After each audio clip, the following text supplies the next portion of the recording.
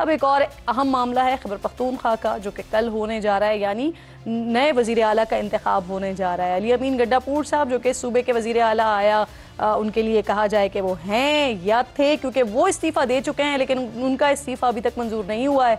Governor साहब ने Monday का टाइम लिया था कि वो मंडे को इस्तीफ़ा जो है वो जो लीगल टीम होती है वो देखेगी और फिर उसके बाद इस्तीफ़ा मंजूर करना है या नहीं करना ये डिसाइड किया जाएगा। लेकिन दूसरी तरफ पाकिस्तान तहरीक इंसाफ का कहना है कि इस्तीफ़ा कानून में ऐसी कोई गुंजाइश या ऐसा कुछ है नहीं कि इस्तीफ़े को मंजूरी भी दरकार हो। इस्तीफ़ा बस दे दिया, उसके बाद नए वज़ीर आला का इंतखाब होना है। अब कानूनी निकात इस पर क्या है, क्या आया, अगर कल नए वज़ीर आला का इंतखाब होता है तो ये अदालतों में मामला टिक सकेगा या नहीं टिक सकेगा, ये सिचुएशन बड़ी दिलचस्प होगी। हसन रज़ा पाशा साहब जो कि माहिर कानून है, प्रोग्राम में मुझे ज्वाइन कर रहे हैं। बहुत बहुत शुक्रिया हसन साहब। सर ये फरमाइए, नए वज़ीर आला के इंतखाब के लिए कल सूबाई असम्बली का इजलास हो रहा है, सूरत हाल बड़ी इंटरेस्टिंग है, यहाँ पर अजीब भी है। अली अमीन गंडापुर साहब का इस्तीफ़ा मंजूर नहीं हुआ है, ना उनके हवाले से कोई नोटिफिकेशन जारी हुआ है, तो क्या नए वज़ीर आला का इंतखाब इसके लिए इजलास हो सकता है?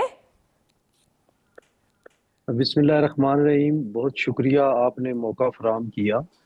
किरण, बात यह है कि कॉन्स्टिट्यूशन ऑफ पाकिस्तान के आर्टिकल 130 सब क्लास 8 उसमें ये मेंशन है कि चीफ मिनिस्टर सूबे का वो गवर्नर को इस्तीफ़ा दे सकता है और उसके आगे बिल्कुल खामोशी है, कहीं भी ये नहीं लिखा हुआ कि उसका क्या तरीकाकार होगा।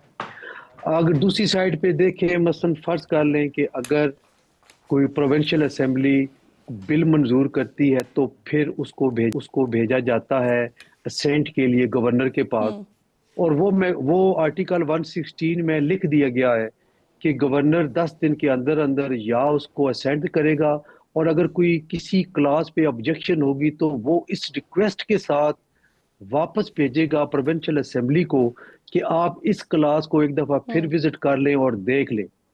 और अगर वो प्रोविंशियल असेंबली दोबारा पुट अप होगा वो बिल और उस पे वो राय शुमारी करेगी, अगर वो समझते हैं कि अमेंडमेंट की ज़रूरत है तो वो करेंगे, अगर नहीं समझते तो वो एज इट इज़ भेज देंगे। और फिर 10 डेज का टाइम दिया गया गवर्नर साहब को कि वो उस पे असेंट दें। अगर वो मजीद 10 दिन लगाते हैं और असेंट नहीं देते तो वो कानून ऑटोमेटिकली कानून की शक्ल इख्तियार कर देता है। लेकिन अनफॉर्चुनेटली वज़ीर आला के इस्तीफ़ा के बाद बिल्कुल खामोशी है और ये नहीं लिखा कि वो इस्तीफ़ा मंजूर करेंगे और इतने दिन होंगे और ये टाइम फ्रेमवर्क होगा। लेकिन दूसरी तरफ देखा जाए तो एक अभी नोटिफिकेशन नहीं हुआ, यानी डी नोटिफाई नहीं हुए पहले वज़ीर आला, और दूसरे इलेक्शन के लिए जो है वो नॉमिनेशन पेपर्स भी हो गए, और जो सुनने में आ रहा है कि कल ही इलेक्शन का दिन मुकर्रर कर दिया गया है। तो ऐसी सूरत हाल में फिर क्या ये मुमकिन हो सकेगा कि 2 वज़ीर आला होंगे एक ही टाइम पे? तो ये मुमकिन नहीं है। शायद एक आध दिन अगर देख लेते तो ज्यादा बेहतर था कि स्पीकर साहब भी कि वैसे हमें माजी में कोई ऐसी नजीर मिलती है कि कहीं पर अगर कानून खामोश है तो फिर उसके बाद राह क्या निकलती है? यही आपकी वाली बात कि फिर क्या हमारे पास दो दो वजीर आला होंगे और फिर कौन सा वजीर आला तस्वुर किया जाएगा कि यही वजीर आला है? देखिए, इसमें स्पीकर जो है कंसर्न असेंबली का, उसी के पास इख्तियार है कि उसने असेंबली का इजलास बुला के और वोटिंग करानी है।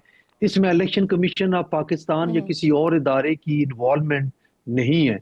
लेकिन इस ऐसी सूरत हाल अब इससे पहले कभी हमने नहीं देखी कि इस्तीफा आया हो और उसको इतनी देर रखा जाए। मेरा ख्याल है कि अगर गवर्नर साहब के पास इस्तीफा वेल इन टाइम पहुंच गया था तो उनको फौरी तौर पे अपनी आप ये कानूनी कह रहे माहिरीन की राय हैं लेनी यानी ये चाहिए। स्पीकर का इस्तेहकाक है? क्योंकि मैं अगला सवाल आपसे यही पूछना चाह रही थी कि फिर वजीर आला किसे तस्वुर किया जाएगा अगर गवर्नर साहब की तरफ से एतराज लगाकर वापस भेज दिया जाता है और फिर उनके पास एक टाइम मौजूद है कि वो असम्बली को दोबारा से उसको सही करके जो उस पर कुछ करेक्शन करने के लिए मौजूद है उसको दुरुस्त करके वापस भेज दें। लेकिन जो इस्तीफा है वजीर आला साहब का, तो अब मुझे ये फरमाइए सर कि कानूनी तौर पर आप ये कह रहे हैं कि ये स्पीकर का इस्तेहकाक है कि अगर वहां पर इंतखाब हो जाता है फिर वो जब बता रहे हैं तो फिर वो वजीर आला होगा जिसको इस असेंबली ने मुंतखब कर दिया? मैं यही अर्ज कर रहा हूँ कि स्पीकर को ये इस्तेकाक हासिल है कि वो असेंबली का इजलास अगर गवर्नर ना भी बुलाए तो वो बुला के तो हम्म। वो वोटिंग वगैरह करा सकता है, और उन्होंने खुद वोटिंग करानी है। असेंबली स्टाफ होगा वोटिंग कराने के लिए। और आपने देखा कि एक हुकूमती अहदेदार मेंबर ने और 3 अपोजिशन के मेंबर्स ने बतौर वज़ीर आला अपने नॉमिनेशन पेपर्स फाइल कर दिए। अब मीनिंग देयर बाई हम्म। कि जो अपोजिशन है उन्होंने भी इस हकीकत को तस्लीम कर लिया है कि पहले वजीर कि आला कल जो है इंतखाब उनका होना है। इस्तीफा हो गया। अदरवाइज वो हिस्सा ना लेते। जी। उनका नॉमिनेशन पेपर्स हम्म। फाइल करना इस बात की दलील है कि वो तस्लीम कर चुके हैं कि जो अली अमीन गंडापुर साहब है वो मुस्तफ़ी वजीर हैं आला और का उस ओहदा इलेक्शन खाली में है, उन्होंने इस ज्वाइन वजह कर से फिर जी नए जी। नए का इंतखाब होना है। अब और हसन साहब उसमें ये फरमाइए इत्तेफाक सर, से पीपल्स गवर्नर साहब के पास इस तरह का कोई इस्तेहकाक है कि अगर उनके पास इस्तीफा आता है चीफ मिनिस्टर का तो वो उसे रिजेक्ट कर सकें? और अगर ये इस्तेहकाक है या हमें इसकी माजी में भी कोई ऐसी नज़ीर मिलती है कि कोई इस्तीफा आया हो किसी वजीर आला का और गवर्नर ने उसको रिजेक्ट कर दिया हो सर? देखें, ये चीज अपनी जगह पे मौजूद है कि जो सब क्लास 8 ऑफ आर्टिकल 130 है उसमें ये लिखा है कि हैंड रिटन हम्म। होगा। यानी जो वजीर आला इस्तीफा देगा उसके अपने हाथ से लिखा हुआ होगा इस्तीफा। हो सकता है अब वो तो उसकी कुछ एक सोशल मीडिया पे उसकी वो फोटो तो आई है उस इस्तीफा की। आई डोंट नो कि वो ओरिजिनल था या नहीं था, ये मुझे नहीं पता। अगर उनका हैंड नहीं रिटन नहीं, वो तो खुद है गवर्नर साहब ने तो पोस्ट किया है, उन्होंने ये बताया है कि उनको रिसीव हो गया है। ओके। तो वो इस तरह है कि गवर्नर साहब बहरहाल अ, देखें, डी नोटिफाई तो करना है। और वो गवर्नर अगरचे सेरेमोनियल सी एक पोस्ट है, डाकिए का काम डाकखाने का काम करना होता है, लेकिन सूबाई हुकूमत के जितने भी मामलात होते हैं वो गवर्नर के नाम से इशू होते हैं। अगरचे उसमें जरूरी है हम्म। कि जो वजीर आला है उसका मशवरा या उसकी राय या वो शामिल होती है। लेकिन जितने भी एडमिनिस्ट्रेटिव हम्म। वो बाकी जितने भी काम जी। हैं जो सूबे के हवाले से होते हैं ठीक। गवर्नर के नाम से जी ही जारी होते हैं। तो सर, अब उसको यहाँ डी पर तो दो नोटिफाई जो है वो पोजीशंस ली गवर्नर ने हुई है कर ना, दिया। जो वहां पर पहले हुकूमत थी जिनका मैंडेट है पाकिस्तान तहरीक इंसाफ, उन्होंने एक पोजीशन ली हुई है कि कल इंतखाब कराना है। ऑपोजिशन, मुत्तहदा ऑपोजिशन ने अपने अपने उम्मीदवार खड़े कर दिए हैं, लेकिन वो अभी तक हैं कि वजीर आला का भी वो डी नोटिफाई नहीं हुआ है, तो नया का इंतखाब कैसे होगा? अब ये बताइए, अगर कल का इंतखाब हो जाता है फिर ये मामला अदालत में चला जाता है, तो अदालत में क्या जो नए वजीर आला का इंतखाब हो चुका होगा वो टिक सकेंगे या फिर अदालत इसे नल एंड वाइट करार दे देगी? क्या हो सकता है, क्या क्या पॉसिबिलिटीज है अदालत में सर? देखिए, अदालत में बिल्कुल चैलेंज हो सकता है, और हो सकता है कि कल ही शायद चैलेंज हो जाए। मुझे जिस तरह लग रहा है मीडिया पे मुख्तलिफ लोगों की गुफ्तगू से, तो मुझे ये लग रहा है कि कल ही शायद चैलेंज हो जाए। लेकिन मेरा ख्याल ये नहीं है कि अदालतें जो हैं वो इसको स्टेटस को दे दे। यानी एक जो डेमोक्रेटिक प्रोसेस है उसको रोकना मुनासिब भी नहीं है। शायद वो ना दें। अब ये मैं नहीं कह सकता, ये तो अदालत ने करना है जो भी। एक मैं अपनी विशफुल थिंकिंग या विशफुल सोच जो है वो बता रहा हूँ कि ऐसे मामले में अमूमन अदालतें स्टेटस को नहीं देती। लेकिन बाद में इस इलेक्शन को चैलेंज जरूर किया जा सकता है कि जब हम्म। गवर्नर को इस्तीफा दिया गया तो गवर्नर ने उसको मंजूर नहीं किया, तो उसकी मंजूरी के बगैर ठीक।